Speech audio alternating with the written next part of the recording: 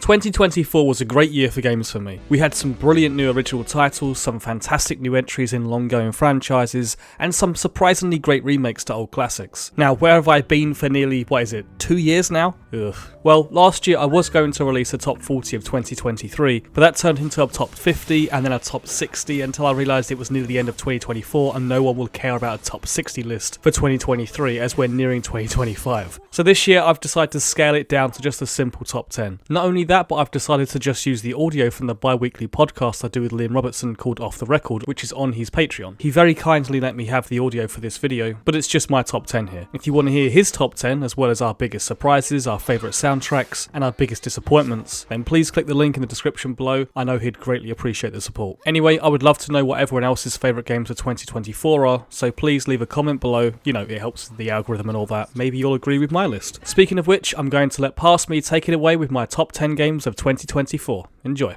Okay, I will start off with a game that you're going to roll your eyes. I really didn't want to put it on my list, but I enjoyed it too much. And yeah, number 10 is Call of Duty Black Ops 6. Christ, okay.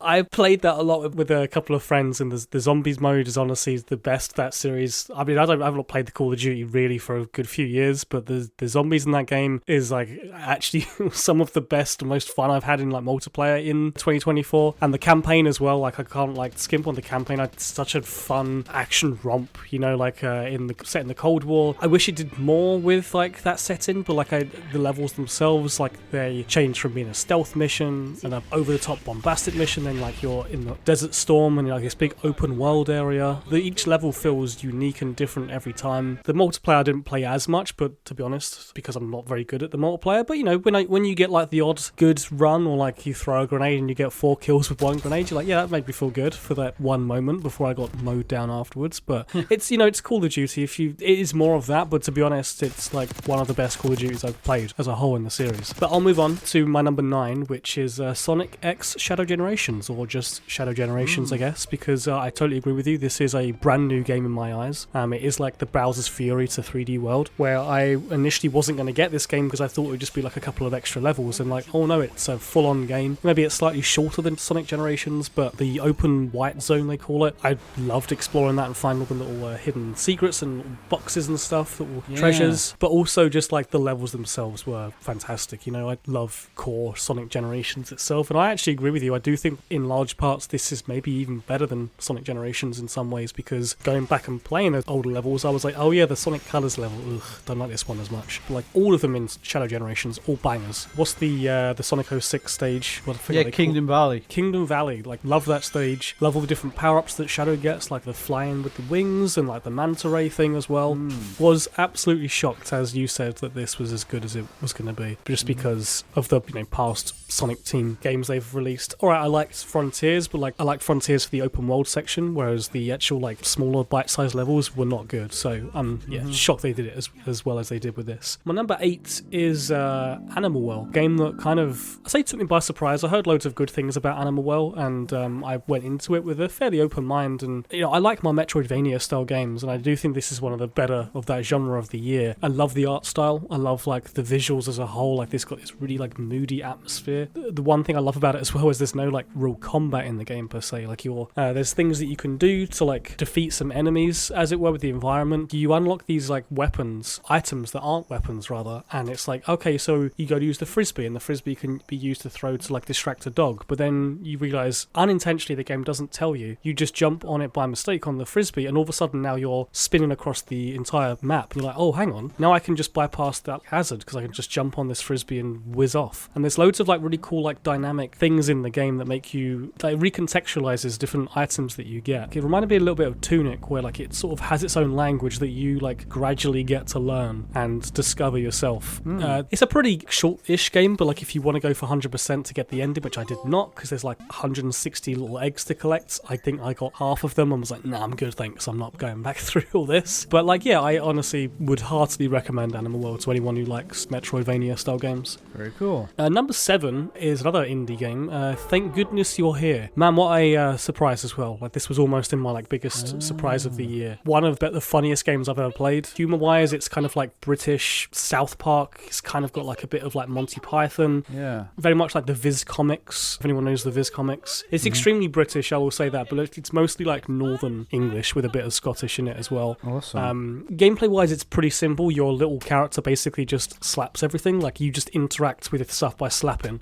And you're essentially going around and just helping people's chores or like things that they need help with. Got Matt Berry in it as well, who voices a really funny character. And it's a very short game. I honestly, Liam, I think that this would be well up your street if you've not played it, being the Northern Monkey that you are. I saw this game and I added it to my wish list or whatever, but I just didn't get around to playing it. Yeah, I've been sure. so busy over the past month or so. But I will play that actually because everyone says it's really good. It really is. I also love just how everything in the game it costs 10 bob. Everyone just says, I hear that like making humor in games is difficult, but they made it look so easy in this. It's just one of those games that's just like constantly funny. So, Bob was our old currency, wasn't it? He was, That's what we used to call a shilling. There you go. You're learning things today, Americans. Anyway. My number 6 is Helldivers 2. You know, I was interested in playing and that really just blew up. Played it with a couple of friends and I should play more of it. I mean, I love the first Helldivers, which is more like a top-down sort of twin-stick shooter. It's now a third-person shooter. It's basically is the same in the sense of the way it plays. You have the stratagems you have to like calling to like do drop-downs and stuff, and like you get different weapons to calling, tanks or whatever to like kill these enemies. The gunplay feels really solid. The visuals are real good as well. Yeah, there's not much more to say on this game because it's the same sort of stuff over and over again. You fight against these like weird bug creatures. It's also quite funny as well, this game, because of like everything is so like capitalism, this whole vibe about it with it's got very Starship Troopers. I mean, it's not even subtle. It is like just Starship Troopers. And we've got like these like weird Terminator sort of like robots. I believe now they've like added some like zombie creatures or something, which I've not played the update yet, but I should, because this is a game I played a lot in the first couple of months it was out. I've not really played it since, just because I've been busy. But yeah, Helldivers 2, one of my favourite multiplayer games of the year for sure. And they are making a movie of that apparently. I heard recently. It's like, well, that's just Starship Troopers then, isn't it? It really is, you know. Like, I don't understand how they could just do anything different there with the whole point of Helldivers 2 is not like because it's cinematic. The whole point of it is how funny it is as well. Like where you'd call down like a dropship thing and then it would kill your mate unintentionally, and it's just like, oh, whoops, sorry, didn't mean to kill you.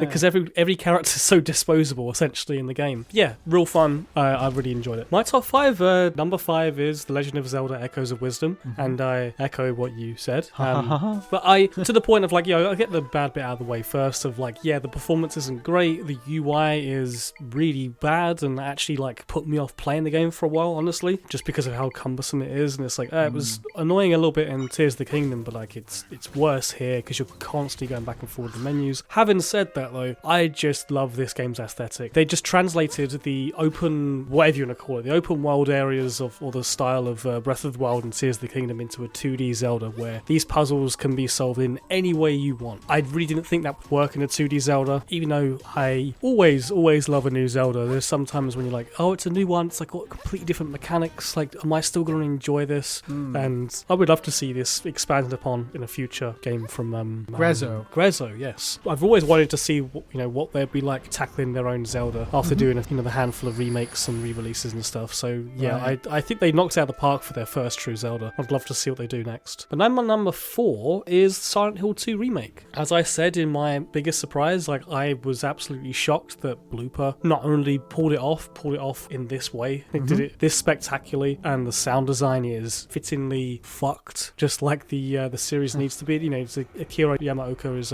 back. It's got the same art director as well. I think he like redesigned some of the original game's characters. I think maybe this perhaps shows that Blooper are one of those like a film director, where they're not maybe great at writer-director, but like use other people's work. They really know how to capture the essence, and it does, even though the voice acting is in quotes better, it still has that sort of uncanny kind of like Twin Peaks-esque. Everyone's off kilter, better, you know? You never feel like you're ever settled in this game. Honestly, it's also probably one of the scariest games I've ever played. The way they've basically reinvented not just the original game in a different perspective, but like they've also recontextualized this as a remake that makes sense in terms of the lore of Silent Hill. I won't say any more than that to avoid some spoilers, but I just love how this isn't just a remake. This is actually like a valid remake in the lore of Silent Hill 2. Gunplay wise is probably similar to like The Last of Us, I would say, more than maybe the Resident Evil games. Right. The Resident Evil remakes, like the gunplay does feel like slightly sluggish in a good way, where like you don't want to always resort to gunfights, you know, you don't want to alert the enemy too much. To be honest, the nurses, they definitely copied Naughty Dog's homework with the nurses. They do really feel like clickers. You know, if you make too much noise, they will lunge at you, they can really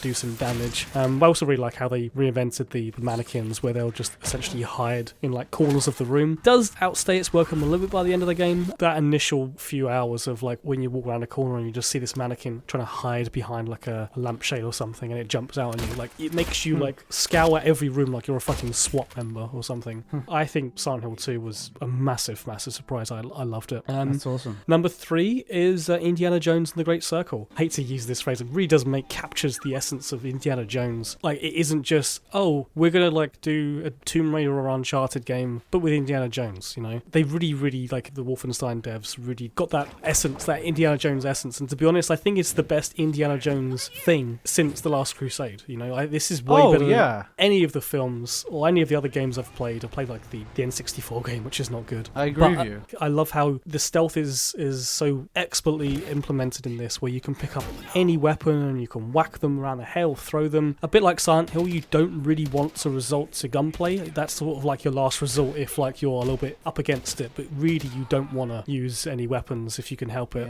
I also just love exploring. There's loads of sections where you don't fight enemies. You are just in these tombs, like figuring out these puzzles and jumping from platform to platform and using your whip to swing and to like solve, you know, all sorts of puzzles. I love like the different places you visit, like the Vatican, Egyptian desert, everything about this game, honestly, other than maybe the performance sometimes it was a little bit hit and miss, and there was some like little graphical glitches I had. You know, I'm nitpicking now because I just think that given the track record for like the first party Microsoft stuff over the last few years, I never thought this game was going to be as good as it was. So yeah, sorry I doubted you, Machine Games.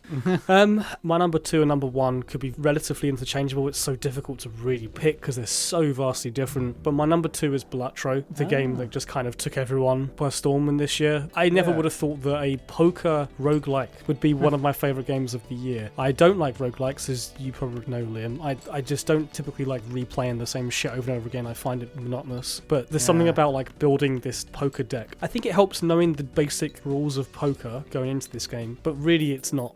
It isn't just poker. Like the way that like you unlock different jokers that like can impact the way that you play the game. Like it starts off pretty simple, like okay, this joker basically means that all your spades and clubs just mean the same thing. Like all your black cards mean the same. Doesn't matter if they're clubs or spades, which is completely changes the rules of poker if anyone knows the rules of poker. I won't spoil it, but there are so many other really interesting jokers that you can unlock, and it took me hours and hours to realise that you can actually change the order of the jokers. Anyone listening to this that didn't know that, like I said, pro tip, change the order of the jokers, because like when they do the multipliers, like it can affect the order that they're in. Honestly, this is a game that I keep going back to every now and again. Like if I'm just, I've got a half hour to kill, I'll just play Balatro. Oh wait, no, not half an hour. That was an hour and a half. I should probably stop playing this now because this game is addicting as crack. I purposely got it on console, on Xbox, purely because I thought if I play it on the mobile version, which to be fair hadn't come out at the time, I'm not getting the mobile version because I know that I will just be playing that all the time and I won't get anything done. It seems like a rabbit hole I don't need, but yeah, continue. Yeah, absolutely. In the best way though. Like,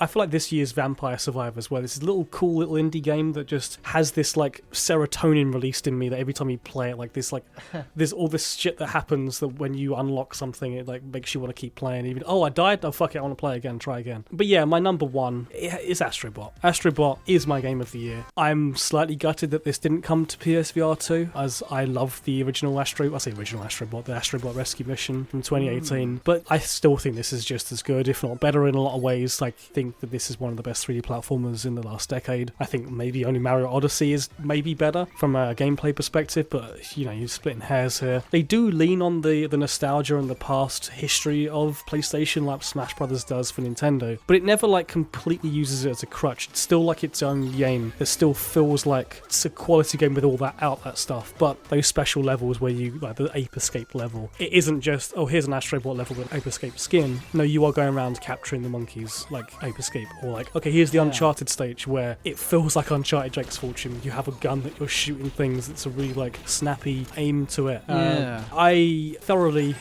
loved every moment of this game. It kind of reminds me of like, Mario Odyssey, Kirby, The Forgotten Land, where it's a game that's not difficult. I mean, there are some difficult levels later on, but I just was entertained and impressed from beginning to end. Everything is just 100% pure gaming bliss, you know? I was smiling from ear to ear every second I was playing this game, and I've enjoyed the DLC since, but like I'm like, I want more Astro Bot. Give me more Astro Bot. Just keep supplying me as many DLC levels, or just do a new one. Maybe like port this to PSVR 2, please. I would love to play this in VR. But yeah, there you go. That's my list. Awesome. Yeah, I agree. Astro Bot's like filled with so many moments, so many standout levels in that game. I remember having someone over and just being kind of spoiled for choice with which levels I wanted to show them.